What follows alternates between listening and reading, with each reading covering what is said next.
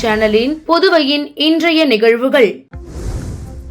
இளநிலை மற்றும் மேல்நிலை எழுத்தர் பதவிக்கு காத்திருப்பு பட்டியலில் இருந்த 23 நபர்களுக்கு பணி நியமன ஆணையை முதல்வர் ரங்கசாமி வழங்கினார். புதுச்சேரி பணியாளர் மற்றும் நிர்வாக சீர்திருத்த துறையின் கீழ் நேரடி நியமனத்திற்காக கடந்த ஆண்டு நடத்தப்பட்ட இளநிலை எழுத்தர் பதவிக்கான எழுத்துத் தேர்வில் 131 பேர்களும், மேல்நிலை எழுத்தர் பதவிக்கான எழுத்துத் தேர்வில் 255 பேரும் தேர்வு செய்யப்பட்டனர். அவர்களில் சிலர் அப்பணியில் சேராததால் தற்போது காத்திருப்போர் பட்டியலில் இருந்து 20 நபர்களுக்கு இளநிலை எழுத்தர் பதவிக்கு மற்றும் 3 நபர்களுக்கு மேல்நிலை எழுத்தர் பதவிக்கும் இன்று சட்டப்பேரவையில் முதலமைச்சர் ரங்கசாமி பணி ஆணைகளை வழங்கினார். இந்நிகழ்ச்சியின் போது வேளாண் அமைச்சர் ஜெயக்குமார், பணியாளர் மற்றும் நிர்வாக சீர்திருத்த துறையின் செயலர் கேசவன், சார்பு செயலர்கள் கண்ணன், ஜெயசங்கர் மற்றும் துறை அலுவலர்கள் உடனிருந்தனர். புதுச்சேரியில் குடும்ப அட்டைதாரர்களுக்கு தீபாவளிக்குள் ரேஷனில் இலவச அரிசி வழங்கப்படும் என்று முதல்வர் ரங்கசாமி தெரிவித்துள்ளார். உலக சுற்றுலா தினத்தை ஒட்டி புதுச்சேரியில் சித்தர் சுற்றுலா பயண நிகழ்ச்சியை துணைநிலை ஆளுநர் கைலாஷ்நாதன், முதல்வர் ரங்கசாமி, பேரவைத் தலைவர் செல்வம், சுற்றுலாத்துறை அமைச்சர் லட்சுமி நாராயணன் உள்ளிட்டோர் துவக்கி வைத்தனர். அதனைத் தொடர்ந்து செய்தியாளர்களிடம் பேசிய முதல்வர் ரங்கசாமி, புதுச்சேரியில் குடும்ப அட்டைதாரர்களுக்கு ரேஷனில் விரைவில் இலவச அரிசி தரப்படும், அதற்கான ஒப்புதலை பெற்று நிதி ஒதுக்கப்பட்டுள்ளது. தீபாவளிக்குள் ரேஷன் கடைகளில் இலவச அரிசி தரப்படும். மத்தியில் தேசிய ஜனநாயக கூட்டணி அரசு உள்ளதால் எங்களுக்கு தேவையான நிதியை எப்போதும் மத்திய அரசு தரும்.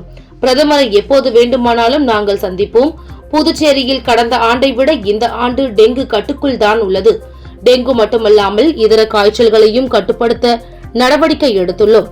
கொசு மருந்து தெளிக்கவும் நடவடிக்கை எடுத்துள்ளோம். அனைத்து துறைகளும் தற்போது இணைந்து பணியாற்றுகின்றனர். சுகாதாரத்துறை இயக்குநர் விரைவில் நியமிக்கப்படுவார். மக்களுக்கு தேவையான மருந்து மாத்திரைகள் அரசு மருத்துவமனைகளில் இருப்பு உள்ளது என்றார். பரிசு பொருட்கள் அனுப்புவதாக கூறி ரூபாய் 13,65,000 மோசடி செய்த வழக்கில் நைஜீரியாவை சேர்ந்தவருக்கு 3 ஆண்டுகள் சிறை தண்டனை விதித்து புதுச்சேரி நீதிமன்றம் தீர்ப்பளித்துள்ளது. புதுச்சேரியை சேர்ந்த பெண்ணிடம் மர்ம நபர்கள் பரிசு பொருள் அனுப்புவதாக கூறி இணைய வழியில் ரூபாய் 13,65,000 மோசடி செய்தனர். இது குறித்து பாதிக்கப்பட்ட பெண் சைபர் கிரைம் காவல் நிலையத்தில் கடந்த 2021 ஆண்டில் புகார் அளித்தார். போலீசார் நடத்திய விசாரணையில் புதுச்சேரி பெண்ணை ஏமாற்றி மோசடி செய்தவர்கள் நைஜீரிய நாட்டை சேர்ந்தவர்கள் எகோ ஓஹோ, உசெமா பேவர் பேட்ரிக் என்பது தெரிய வந்தது. அவர்கள் பெங்களூருவில் தங்கி இருப்பதும் தெரிய வந்தது. வழக்கில் சம்பந்தப்பட்ட எகோ ஓஹோ தலைமறைவாகிவிட்ட நிலையில் உசெமா பேவர் பேட்ரிக்கை போலீசார் கைது செய்து காலாப்பட்டு மத்திய சிறையில் அடைத்தனர். இந்த வழக்கு விசாரணை புதுச்சேரி தலைமை குற்றவியல் நீதிமன்றத்தில் நடைபெற்றது. விசாரணை முடிந்த நிலையில் உசெமா பேவர் பேட்ரிக்கு 3 ஆண்டுகள் சிறை தண்டனையும் ரூபாய் 30,000 அபராதமும் விதித்து நீதிபதி பாலமுருகன் தீர்ப்பளித்தார். அரசு தரப்பில் வழக்கறிஞர் கணேஷ் ஞானசம்பந்தன் ஆஜரானார். நட்பாக பேசி பழகி பல பெண்களிடம் நம்பிக்கை ஏற்படுத்தி நிர்வாண வீடியோ காலில் வர சொல்லி அதை ரெக்கார்ட் செய்து சமூக வலைதளங்களில் அனுப்பி மிரட்டி பணம் பறித்த வேலூரை சேர்ந்த நபரை புதுச்சேரி இணையவழி போலீசாரால் கைது. புதுச்சேரியை சேர்ந்த திருமணமான பெண் ஒருவர் சமூக வலைதளங்களில் ஆர்வமாக இருக்கின்றார். குறிப்பாக சமூக வலைதளமான ஷேர்சாட் செயலியை பயன்படுத்தி வருகிறார். அவருடைய ஷேர்சாட் ஐடியை பயன்படுத்தி ஒரு குரூப்பில் இணைந்துள்ளார். அந்த குரூப்பில் மற்றவர்களுடன் மெசேஜ் அனுப்புவது, வீடியோ ஷேர் செய்வது. அதனை தொடர்ந்து அந்த குரூப்பில் இருந்து அவருக்கு முகம் தெரியாத நபர் அறிமுகமாகியுள்ளார். பின்னர் இருவரும் தங்களது வாட்ஸ்அப் எண்ணை பகிர்ந்துள்ளனர். வாட்ஸ்அப் மூலம் பேசி பழகி உள்ளனர். முதலில் அந்த நபர் சகோதரி என்று பேசியுள்ளார். அவர் மீது நம்பிக்கையை ஏற்படுத்தி உள்ளார். வீடியோ கால் செய்யும்படி கூறியுள்ளார். அவர் மீது உள்ள நம்பிக்கையில் அந்த பெண்ணும் ஆடை இல்லாமல் வீடியோக்கள் செய்துள்ளார். அந்த நிர்வாண வீடியோ காலை ரெக்கார்ட் வைத்துக் கொண்டு புகார்தாரரான அந்த பெண்ணிடம் 10,000 ரூபாய் பணம் கேட்டு மிரட்டியுள்ளார். அந்த பெண்ணும் அவரின் மிரட்டலுக்கு பயந்து ரூபாய் 6,000 அனுப்பியுள்ளார். மேலும் அவர் பணம் கேட்டு மிரட்டியுள்ளார் மற்றும் புகார்தாரரான அந்த பெண்ணையும் அவரின் குடும்ப நபர்களையும் மிக மிக ஆபாசமாக பேசி ஆடியோவை வாட்ஸ்அப் மூலம் இவருக்கு அனுப்பியுள்ளார். மேற்கண்ட அந்த பெண் கொடுத்த புகார் சம்பந்தமாக புதுச்சேரி இணையவழி போலீசார் வழக்கு பதிவு செய்து கடந்த ஒரு சில நாட்களாக மேற்கண்ட பெண்ணுக்கு அவரின் வீடியோ கால் ரெக்கார்டிங்கை வாட்ஸ்அப் மூலம் மிரட்டி வந்த நபரை பற்றி விசாரித்து தேடி வந்தனர். தற்போது இணையவழி காவல் நிலையத்தில் இருக்கின்ற நவீன மென்பொருளை பயன்படுத்தி ஷேர் சாட் மற்றும் வாட்ஸ்அப் மூலமாக அந்த வீடியோவை அனுப்பியது யார் என்று இணையவழி போலீசார் கண்டுபிடித்தனர். மேலும் வாட்ஸ்அப்பில் பயன்படுத்திய மொபைல் எண்ணை வைத்து போலீசார் அது வேலூரில் இருப்பது கண்டுபிடிக்கப்பட்டது. முதுநிலை காவல் கண்காணிப்பாளர் திரு கலைவாணன் IPS அவர்களின் உத்தரவுப்படி ஆய்வாளர்கள் தியாகராஜன், BC கீர்த்தி தலைமையில் தனிப்படை போலீஸ் அமைக்கப்பட்டது. தனிப்படையில் தலைமை காவலர் மணிமொழி மற்றும் காவலர்கள் அரவிந்தன், ஜெயக்குமார் ஆகியோர் அடங்கிய தனிப்படையினர் நேற்று நண்பகலில் வேலூர் விரைந்தனர். வீடியோ அனுப்பி இவரின் முழு விவரங்கள் தனிப்படை போலீசாருக்கு தெரிய வரவே நேற்று நண்பகலில் அவரை வேலூரில் கைது செய்து புதுச்சேரி இணையவழி காவல் நிலையம் கொண்டு வந்து விசாரிக்கும் போது மற்ற அனைத்து விவரங்களும் போலீசாருக்கு தெரிய வந்தது. மேற்படி பெண்ணிற்கு ஆடை இல்லாமல் வீடியோ கால் ரெக்கார்டிங்கை அனுப்பி மிரட்டிய சம்பந்தமாக மேற்படி நபரை கைது செய்து இன்று மாலை தலைமை குற்றவியல் நீதிபதி முன்பு ஆஜர்படுத்தி சிறையில் அடைக்கப்பட்டார். சுரேஷ்குமார் மொபைலை ஆய்வு செய்த போது அவர் பல்வேறு பெண்களுக்கு இதுபோன்று 2022ஆம் ஆண்டிலிருந்து பல்வேறு பெண்களை ஆடை இல்லாமல் வீடியோ கால் வர சொல்லி அதனை ரெக்கார்ட் செய்து வைத்துக்கொண்டு பணம் கேட்டு மிரட்டியதை வழக்கமாக வைத்துள்ளார். அப்படி அவர் கேட்ட பணத்தை கொடுக்கவில்லை என்றால் வாட்ஸ்அப் மூலம் மிக ஆபாச வார்த்தைகளை பயன்படுத்தி மிரட்டி தொந்தரவு செய்தது மற்றும் அவரின் வங்கிக் கணக்கை ஆராய்ந்து பார்க்கும்போது இதுபோன்று பல பெண்களிடம் பண பரிவர்த்தனை செய்துள்ளது விசாரணையில் தெரிய வந்துள்ளது. மேற்படி நபரின் மீது தேனி மற்றும் திருச்சியில் புகார் இருப்பது தெரிய வந்துள்ளது. இது பற்றி இணையவழி காவல் கண்காணிப்பாளர் பாஸ்கரன் பொதுமக்களுக்கும் இளம் பெண்களுக்கும் எச்சரிக்கை செய்வது என்னவென்றால், சமூக வலைதளங்களில் அறிமுகம் இல்லாத நபர்களிடம் பழக வேண்டாம். உங்களுக்கு சமூக வலைதளங்களில் ஏதேனும் மிரட்டல் வந்தால் உடனடியாக உங்கள் பெற்றோரிடமோ அல்லது காவல்துறைக்கோ அல்லது உங்கள் நம்பிக்கைக்குரியவர்களிடமோ உடனடியாக தெரியப்படுத்தவும். 1930 என்ற எண்ணில் தொடர்பு கொண்டு இணையவழி காவல் நிலையத்தில் புகார் கொடுக்கவும். வில்லியனூர் காவல் நிலைய எல்லைக்குட்பட்ட கூடப்பாக்கம், பத்துக்கண்ணு, பொறையூர், ஊசுடு உள்ளிட்ட பகுதிகளில் SP வம்சிதர் ரெட்டி உத்தரவின் பேரில் போலீசார் தீவிர கண்காணிப்பு மற்றும் சோதனை பணியில் ஈடுபட்டனர். புதுச்சேரி மேட்டுப்பாளையத்தில் நேற்று மதியம் கான்ட்ராக்டர் ஒருவர் வெட்டி படுகொலை செய்யப்பட்டார். அதன் குற்றவாளிகளை பிடிப்பதற்காக போலீசார் தீவிர கண்காணிப்பில் ஈடுபட்டு வருகின்றனர். இதன் எதிரொலியாக நேற்று இரவு வில்லியனூர் காவல் நிலைய எல்லைக்குட்பட்ட கூடப்பாக்கம், பத்துக்கண்ணு, பொறையூர், ஊசுடு உள்ளிட்ட பகுதிகளில் SP வம்சிதர் ரெட்டி உத்தரவின் பேரில் inspector Arumugam, sub inspector Saranya மற்றும் கிரைம் போலீசார் தீவிர கண்காணிப்பு மற்றும் சோதனையில் ஈடுபட்டனர். அப்போது பொது இடங்களில் மது அருந்துபவர்கள், சந்தேகத்திற்கிடமாக செல்லும் வாகன ஓட்டிகள் ஆகியோர்களிடம் விசாரணை நடத்தினர். மேலும் கொலை குற்றவாளிகளை பிடிக்கும் முயற்சியிலும் தொடர் சம்பவங்கள் ஏதும் நடைபெறாமல் தடுக்கும் முயற்சியிலும் ஈடுபட்டனர். போலீசாரின் இந்த அதிரடி சோதனையால் அப்பகுதியில் பரபரப்பு ஏற்பட்டது.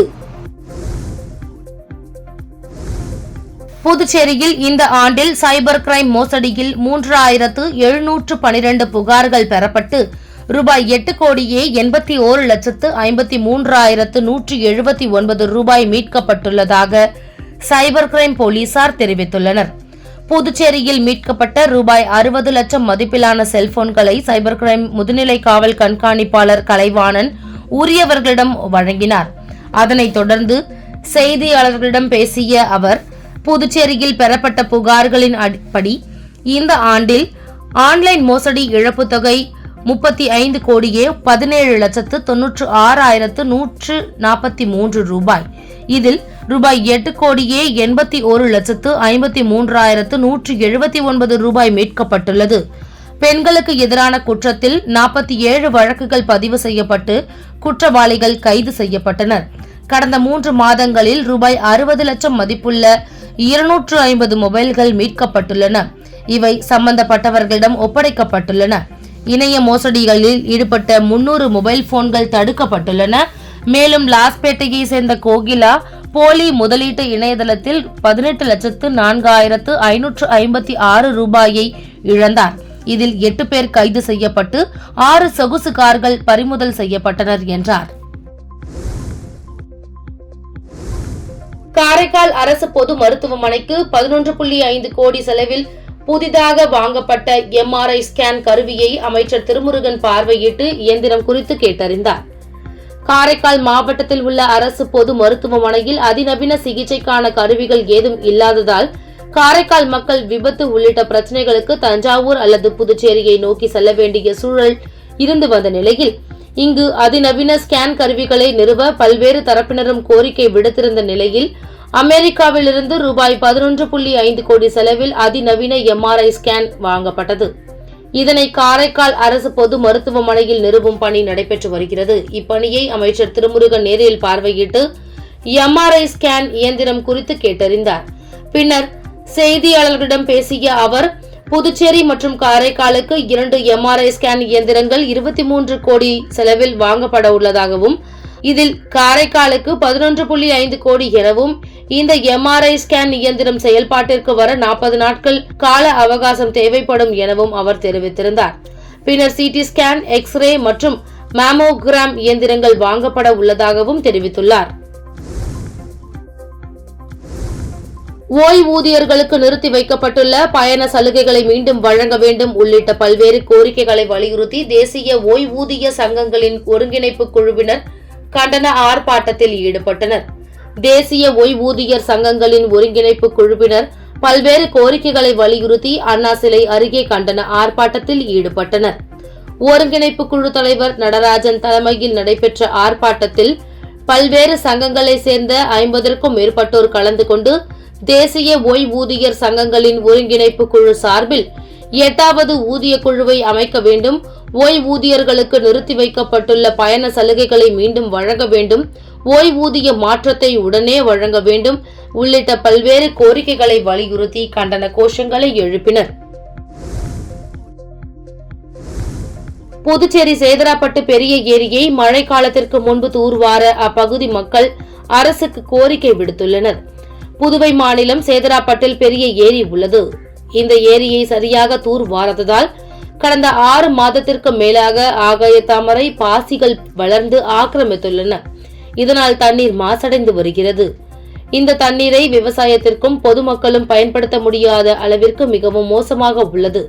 இதற்கிடையே சேதராப்பட்டு பகுதியில் உள்ள தொழிற்சாலைகளின் கழிவுநீர் இந்த பெரிய ஏரியில் விடப்படுவதால் கூவமாக மாறுகிறது. இதனால் அடிக்கடி மீன்கள் ஏரியில் செத்து மிதக்கின்றன. எனவே சம்பந்தப்பட்ட அதிகாரிகள் நடவடிக்கை எடுத்து சேதராப்பட்டு பெரிய ஏரியை மழை காலத்திற்குள் தூர்வார நடவடிக்கை எடுக்க வேண்டும் என்று பொதுமக்கள் கோரிக்கை விடுத்துள்ளனர். பொதுப்பணித்துறையின் இளநிலை பொறியாளர் மற்றும் ஓவர்சீர் பணிகளுக்கான போட்டித் தேர்வு வரும் அக்டோபர் 27ஆம் தேதி நடைபெற உள்ளதாக அறிவிப்பு வெளியாக உள்ளது. பொதுப்பணித்துறையில் குரூப் B அரசிதழ் பதிவு பெறாத தொழில்நுட்ப பணியிடங்களான 99 ஜூனியர் என்ஜினியர், 69 ஓவர்சீர் பணியிடங்களுக்கு ஆகஸ்ட் 7ஆம் தேதி முதல் செப்டம்பர் 3ஆம் தேதி வரை விண்ணப்பம் வரவேற்கப்பட்டது. அதில் மொத்தம் 1800 பேர் விண்ணப்பித்துள்ளனர்.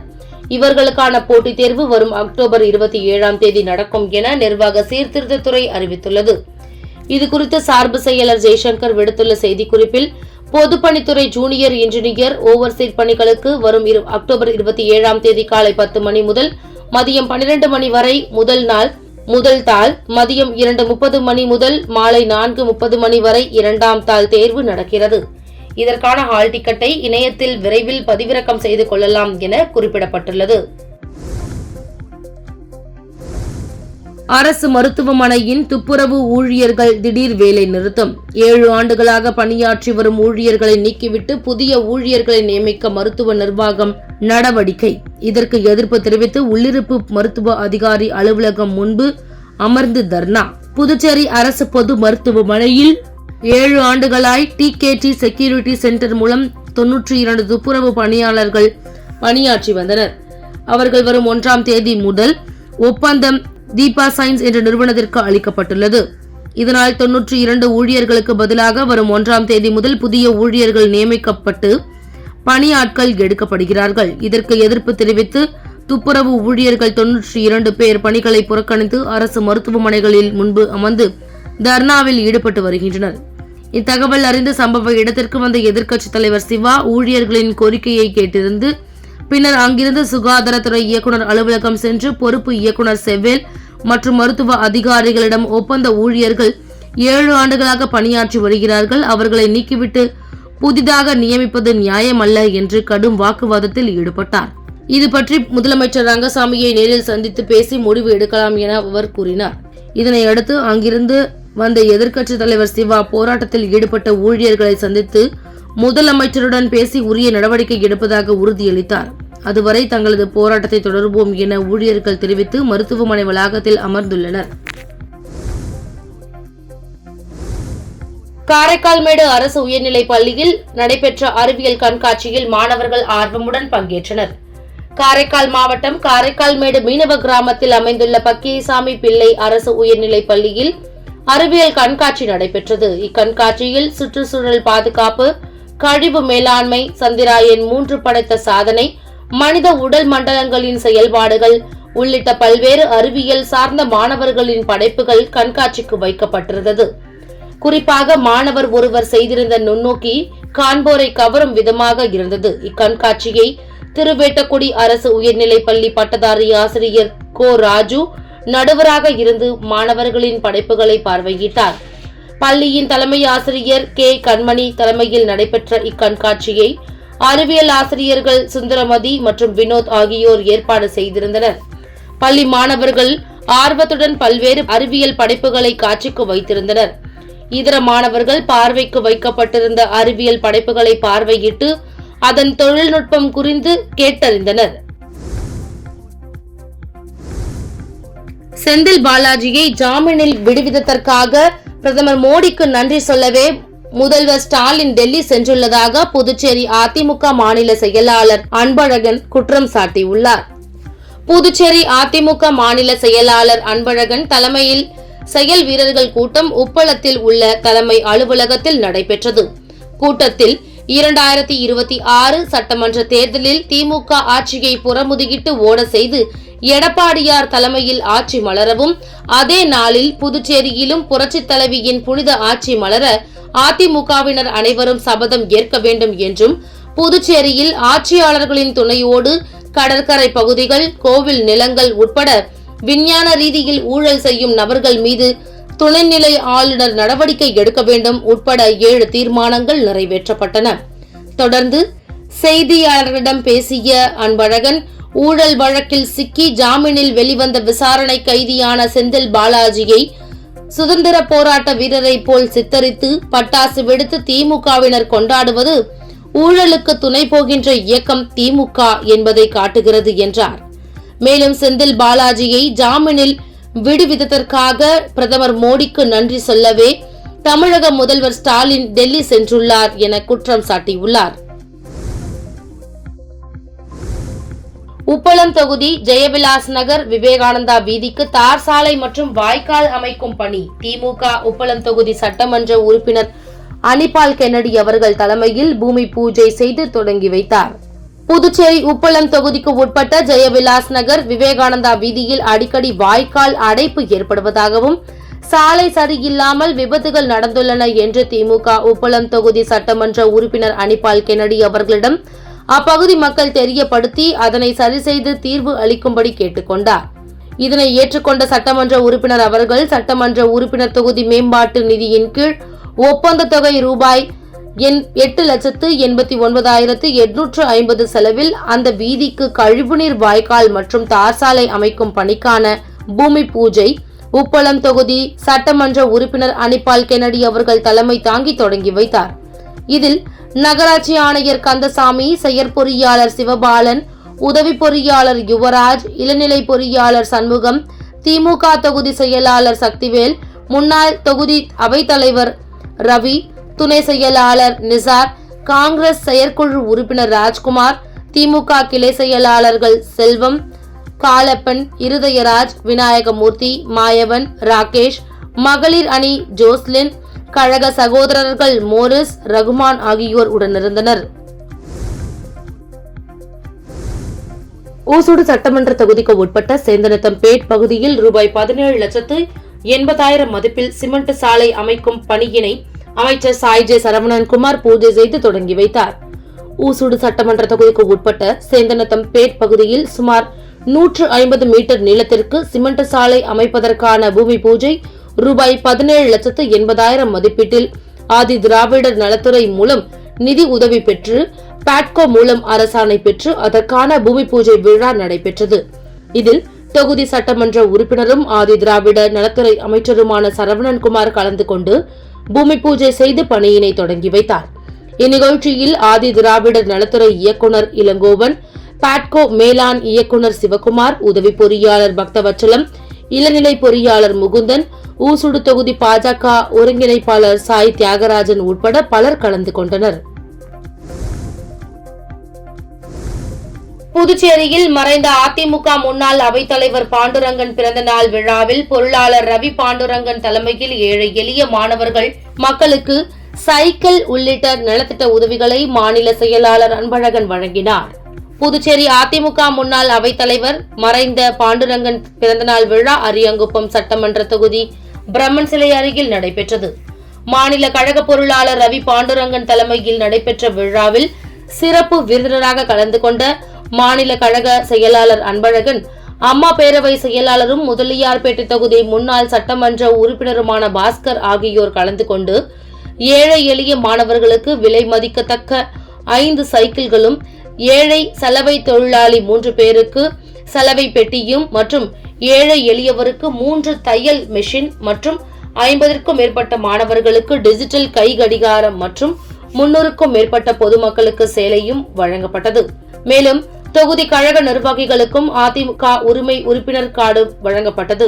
தொகுதி கழக செயலாளர் ராஜா ஏற்பாட்டில் நடைபெற்ற இந்நிகழ்ச்சியில் மாநில கழக அவைத்தலைவர் அன்பானந்தம், நகர கழக செயலாளர் அன்பழக உடையார், முன்னாள் எம்எல்ஏ ராஜாராம், மாநில இணை செயலாளர் வீரம்மாள், மாநில துணை செயலாளர் நாவுக்கரசு, PL கணேசன், குமுதன், அம்மா பேரவை செயலாளர் சுத்துக்கேணி பாஸ்கர், மாநில துணை செயலாளர் கணேசன், கிருஷ்ணமூர்த்தி, நாகமணி, அண்ணா தொழிற்சங்க செயலாளர் பாப்புசாமி, தொகுதி தலைவர் ராஜேந்திரன் உட்பட நிர்வாகிகள் பலர் கலந்து கொண்டனர். நிகழ்ச்சியின் நிறைவில் பொதுமக்களுக்கு சிக்கன் பிரியாணி வழங்கப்பட்டது. ஊசுடு தொகுதிக்கு உட்பட்ட கூடப்பாக்கம், கோனேரிக்குப்பம், சேந்தநத்தம் ஆகிய பகுதிகளில் உள்ள அங்கன்வாடியில் சமூக நலத்துறை மூலம் முதியோர்களுக்கு போர்வை மற்றும் காலணிகளை அமைச்சர் சரவணன்குமார் வழங்கினார். புதுச்சேரி அரசு சமூக நலத்துறை மூலம் முதியோர் ஓய்வூதியம் பெறும் 60 வயதிற்கு மேற்பட்ட பயனாளிகளுக்கு போர்வை மற்றும் காலணிகள் வழங்கும் நிகழ்ச்சி ஊசுடு சட்டமன்ற தொகுதிக்கு உட்பட்ட சேந்தநத்தம் அங்கன்வாடி மையம், கூடப்பாக்கம் பகுதியில் உள்ள அங்கன்வாடி மையங்கள், கோனேரிக்குப்பம் பகுதியில் உள்ள அங்கன்வாடி மையங்களில் நடைபெற்றது. இந்நிகழ்ச்சியில் தொகுதி சட்டமன்ற உறுப்பினரும் ஆதி திராவிட நலத்துறை அமைச்சருமான சரவணன்குமார் கலந்து கொண்டு முதியோர்களுக்கு போர்வை மற்றும் காலணிகள் வழங்கினார். இதில் சமூக நலத்துறை அதிகாரிகள் மற்றும் பாஜக தொகுதி ஒருங்கிணைப்பாளர் சாய் தியாகராஜன் உட்பட பொதுமக்கள் பலர் கலந்து கொண்டனர். உள் தமிழக பகுதிகளின் மேல் ஒரு வளிமண்டல கீழடுக்கு சுழற்சி நிலவுகிறது. இதன் காரணமாக இன்று வட தமிழகத்தில் ஒரு சில இடங்களிலும், தென் தமிழகத்தின் ஒரு சில இடங்களிலும், புதுவை மற்றும் காரைக்கால் பகுதிகளிலும் இடி மற்றும் மின்னலுடன் கூடிய லேசானது முதல் மிதமான மழை பெய்யக்கூடும் என்று சென்னை வானிலை ஆய்வு மையம் தெரிவித்திருந்தது. இந்நிலையில் தமிழகத்தில் 22 மாவட்டங்களில் இன்று இரவு 7 மணி வரை மழை பெய்ய வாய்ப்புள்ளது என்று சென்னை வானிலை ஆய்வு மையம் தெரிவித்துள்ளது. அதன்படி சென்னை, காஞ்சிபுரம், செங்கல்பட்டு, திருவள்ளூர், ராணிப்பேட்டை, வேலூர், திருப்பத்தூர் மற்றும் திருவண்ணாமலை ஆகிய 8 மாவட்டங்களில் மிதமான இடி மின்னலுடன் கூடிய மழை பெய்ய வாய்ப்புள்ளது என்று தெரிவிக்கப்பட்டுள்ளது. மேலும் பெரம்பலூர், அரியலூர், சிவகங்கை, ராமநாதபுரம், புதுக்கோட்டை, தேனி, திண்டுக்கல், மதுரை, விருதுநகர், கன்னியாகுமரி, திருநெல்வேலி, தென்காசி, நீலகிரி மற்றும் கோயம்புத்தூர் ஆகிய 14 மாவட்டங்களில் லேசான இடி மின்னலுடன் கூடிய லேசானது முதல் மிதமான மழை பெய்ய வாய்ப்புள்ளது என்று தெரிவிக்கப்பட்டுள்ளது. ஐக்கிய நாடுகள் சபையில் 200 நாடுகள் அங்கம் வகித்து வருகின்றன. எனினும் பாதுகாப்பு கவுன்சிலில் 15 நாடுகள் மட்டுமே உள்ளன. அவற்றில் 5 நாடுகள் மட்டுமே வீட்டோ அதிகாரம் கொண்ட நிரந்தர உறுப்பினர்களாக உள்ளன. மீதமுள்ள 10 நாடுகள் 2 ஆண்டிற்கு ஒரு முறை தேர்வு செய்யப்படும் தற்காலிக உறுப்பினர்களாக உள்ளன. சர்வதேச அளவில் தற்போது மிகப்பெரிய பொருளாதார நாடாக வளர்ந்து வரும் இந்தியாவை ஐநா பாதுகாப்பு கவுன்சிலில் நிரந்தர உறுப்பு நாடாக்க வேண்டும் என்று பல்வேறு நாடுகள் கோரிக்கை விடுத்து வருகின்றன. எனினும் சீனா இதற்கு உடன்படவில்லை. இந்நிலையில் பாதுகாப்பு கவுன்சிலில் இந்தியா நிரந்தர உறுப்பினர் ஆவதற்கு பிரான்ஸ் அதிபர் இமானுவேல் மேக்ரான், பிரிட்டன் பிரதமர் கேர் ஸ்டாமர் ஆகியோர் ஆதரவு தெரிவித்துள்ளனர். பிரிட்டன் பிரதமர் கேர் ஸ்டாமர் கூறுகையில், பிரேசில், இந்தியா, ஜப்பான் மற்றும் ஜெர்மனி ஆகிய நாடுகள் நிரந்தர உறுப்பினர்களாக இருக்க வேண்டும். பாதுகாப்பு கவுன்சிலில் இந்தியாவுக்கு இடம் அளிப்பதை நாங்கள் ஆதரிக்கிறோம் என்றார். வங்காளதேச கிரிக்கெட் அணி இந்தியாவில் சுற்றுப்பயணம் மேற்கொண்டு 2 போட்டிகள் கொண்ட டெஸ்ட் தொடரில் ஆடி வருகிறது. இதில் சென்னையில் நடந்த முதலாவது டெஸ்டில் இந்தியா 280 ரன்கள் வித்தியாசத்தில் வெற்றி பெற்று தொடரில் 1-0 என்ற கணக்கில் முன்னிலை வகிக்கிறது. இந்நிலையில் இந்தியா வங்காளதேசம் இடையிலான 2வது டெஸ்ட் போட்டி உத்தரப்பிரதேச மாநிலம் கான்பூரில் உள்ள கிரீன் பார்க் ஸ்டேடியத்தில் இன்று தொடங்கியது. இந்த போட்டியில் டாஸ் வென்ற இந்திய அணி பந்து வீச்சை தேர்வு செய்தது. அதன்படி வங்காளதேச அணி முதலில் பேட்டிங் செய்தது. அந்த அணி 35 ஓவர்களில் 3 விக்கெட்டுகளை இழந்து 107 ரன்கள் அடித்திருந்த போது போதிய வெளிச்சமின்மை காரணமாக ஆட்டம் தற்காலிகமாக நிறுத்தப்பட்டது. தொடர்ந்து மழை பெய்து வந்ததால் முதல் நாள் ஆட்டம் அத்துடன் ரத்து செய்யப்பட்டது. வங்காளதேசம் தரப்பில் Shanto 31 run, Shadman Islam 21 run, Zakir Hasan run எடுக்காமலும் அவுட் ஆகினார். முஷ்பிகுர் ரஹீம் 6 ரன்களுடனும் மொமினுல் ஹக் 40 ரன்களுடனும் களத்தில் உள்ளனர். இந்தியா தரப்பில் ஆகாஷ்தீப் 2 விக்கெட், அஸ்வின் 1 விக்கெட் வீழ்த்தியுள்ளனர். இதனை அடுத்து நாளை 2வது நாள் ஆட்டம் நடைபெற உள்ளது. இந்நிலையில் இந்த ஆட்டத்தில் அஸ்வின் 1 விக்கெட் வீழ்த்தியதன் மூலம் ஆசியாவில் அதிக டெஸ்ட் விக்கெட்டுகளை வீழ்த்தியவர்கள் பட்டியலில் அனில் கும்ப்ளேவின் சாதனையை அஸ்வின் முறியடித்துள்ளார். இந்த பட்டியலில் இலங்கையின் முத்தையா முரளிதரன் முதல் இடத்தில் உள்ளார். இத்துடன் சக்தி சேனலின் புதுவையின் இன்றைய நிகழ்வுகள் முடிவடைகின்றன. வணக்கம். உங்கள் சக்தி சேனலின் புதுவையின் அன்றாட நிகழ்வுகளை உடனுக்குடன் தெரிந்து கொள்ள சக்தி சேனல் புதுச்சேரி யூடியூப் சேனலை சப்ஸ்கிரைப் செய்து கொள்ளுங்கள். மறக்காமல் பெல் பட்டனையும் கிளிக் பண்ணுங்க, ஷேர் பண்ணுங்க, லைக் பண்ணுங்க. உங்கள் சக்தி சேனல்.